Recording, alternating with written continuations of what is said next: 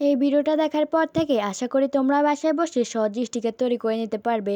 দোকান থেকে স্টিকার কেনার আর কোনো প্রয়োজন হবে না। আমি এখানে ফল এঁকে নিচ্ছি, তোমরা যে কোনো জিনিস আঁকতে পারো, ফল, ফুল, অন্য কিছু আঁকতে পারো।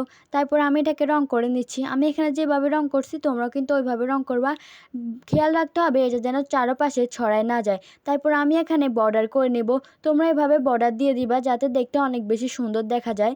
তারপর আমি এটাকে কাটবো। আমি এখানে যেভাবে কাটতেছি তোমরাও কিন্তু ওইভাবে কাটবা। এভাবে কাটার ফলে স্টিকারটা দেখতে আরও বেশি সুন্দর দেখা যাবে।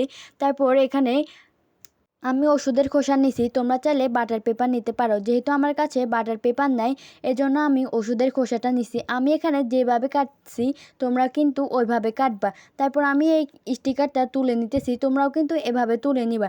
আমি এখানে বই লাগাইছি, তোমরা যে কোনো জিনিসের মধ্যে লাগাইতে পারো।